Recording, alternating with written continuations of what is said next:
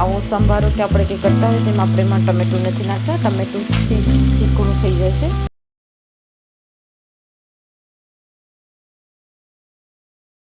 રાધે રાધે, જય શ્રી કૃષ્ણ, હર હર મહાદેવ, જય શ્રી રામ અને જય માતાજી બધાને.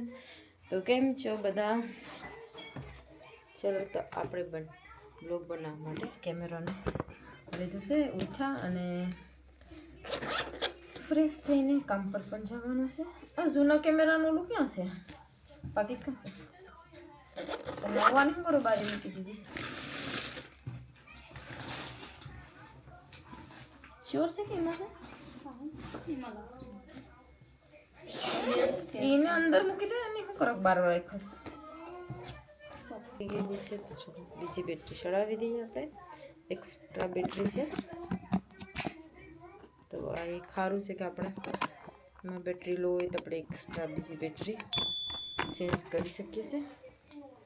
ચાલો આજે કુકિંગમાં શું બનાવીએ તે ડિસાઈડ થઈ ગયું છે અને ઓલરેડી મગ બનાવવા મૂકી દીધો છે. તો આપણે આજે મગ બાફવા માટે મૂકી દીધા છે. ઢાંકી દઈએ કુકરને. તો આપણે આજે બનાવવાનું છે ગોલાનો સંભારો. ગોલા લઈ લીધા છે.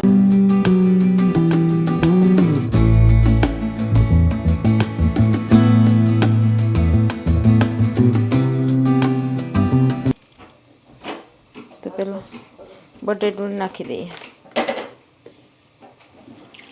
એક બટેટું આગળ કરતી હતી ને કે બટેટું ખાવું સસ્તી બટેટા લેતી તો બે ઝીણા, એક તો અહીંયા છે એક લેતી.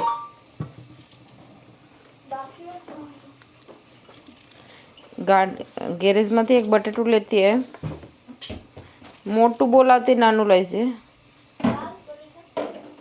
હા હવે લાલચ હે કેમ કે આ એક અહીંયા મારી પેખે છે લઈ આવીશ મેં. હા તો છે નહીં. ઓ ગેરેજ ઓલી બધું ખુલ્લું ડોર મૂકી દીધું આગળ ઠંડુ થઈ જાય.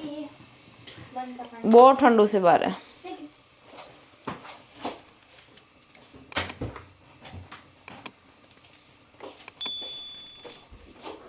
તો આજે આપણે ગોલા અને બટેટાનો સંભારો કરી નાખીએ.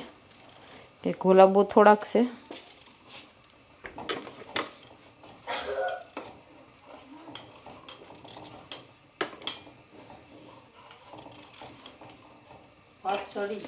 ઇન્ડિયામાં કેવા ગોલા ગોલીના વેલા પર આપણે રાજીમાં હા એ બધી વેલાઈ સુકાઈ જાય ગોલાના. આ ફાઇનલી આપણે અહીંયા બટેટા અને ગોલાનો સંભારો બનાવવાનો છે. તો તીખા મરચાં 3, 2 મોરા મરચાં અને મીઠો લીમડો અને બટેટાની સ્લાઈસ કરી લીધી છે. તો ચાલો આપણે સંભારો વઘારી નાખીએ. આપણે ઓલરેડી તેલ ગરમ કરવા મૂકી દીધું છે તપેલામાં.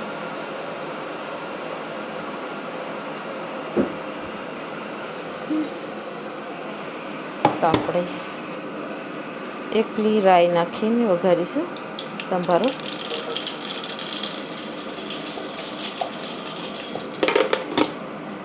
રાઈ નખાઈ ગઈ છે. હવે આપણે થોડી હિંગ નાખી દઈએ. હિંગ નાખ્યા પછી સાથે બટેટા અને મીઠો લીમડો. ચાલો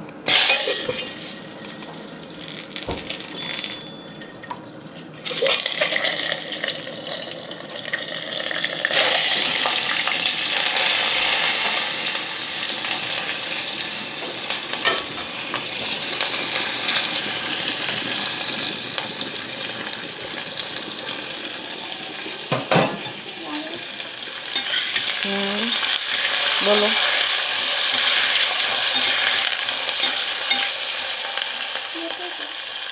આ બટેટા ફ્રાય થાય પછી એમાં ગોલા નાખવાના છે. એકલો બટેટા કોઈ ખવાય? સાસથીને ઢોસા ખાવાનો ખ્વાહિશ પૂરી થઈ નથી.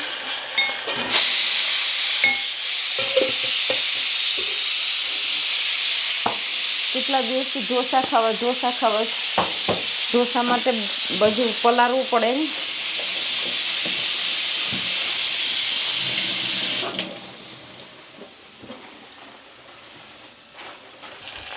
ચાલો નાખી દઈએ હળદર અને ગોલા. ફાઇનલી બધું મિક્સ કરી દઈએ. તપેલું નાનું થઈ ગયું, મોટા ઓલામાં મૂકવાના હતા. બટેટા નાખ્યા એટલે વધી ગયું. કંઈ નહીં, મિક્સ નહીં હવે હાઈ છે. પાછું બધું બીજું કાં બગાડવાનું. એમાં હવે ધીમે ધીમે પણ આમાંથી બહાર પડી જઈશ. મરચું પડ્યું થોડુંક ઓલું થાય તો નીચે બેઠી જાય ગોલા.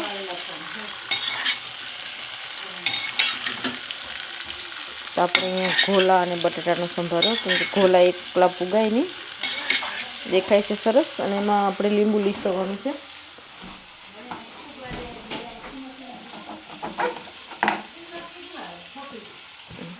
આવો સંભારો કે આપણે કંઈ કરતા હોય તેમાં આપણે એમાં ટમેટું નથી નાખતા. ટમેટુંથી શીકણું થઈ જાય છે.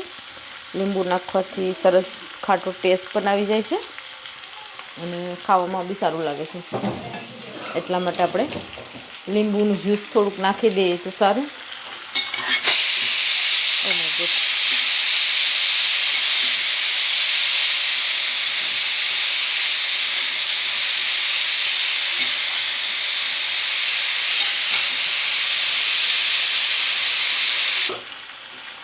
અને મેં આ ચમચો એટલા માટે લીધો છે તવાથો, બિકોઝ કે બટાટાની ગોલા ભાંગે નહીં, નકર હાફ ચમચીથી મિક્સ કરવામાં તૂટી જાય છે. એટલા માટે આ યુઝ કરું છું.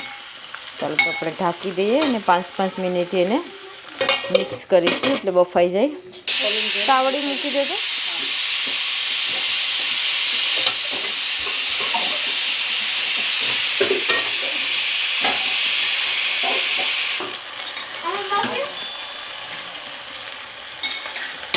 માં એની જરાક સોલી એક બટેટું અને ઓલું કરીને મૂકી દેતો. આમાં બટેટા નહીં ખાસી કોણ ખાહે પછી?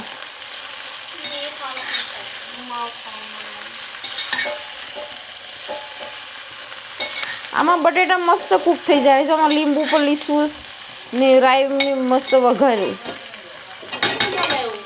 સંભારો બનાવ્યો જો કેટલો ફાઇન છે. સંભારો છે.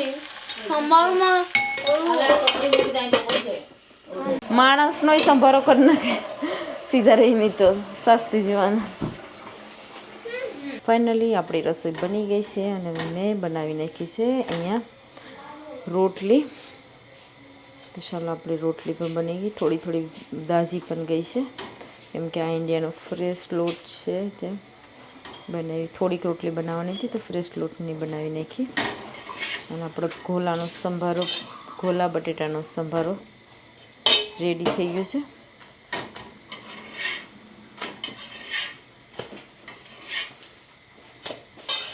ચાલો તો આપણે જોઈ લઈએ કેટલો મસ્ત બન્યો છે.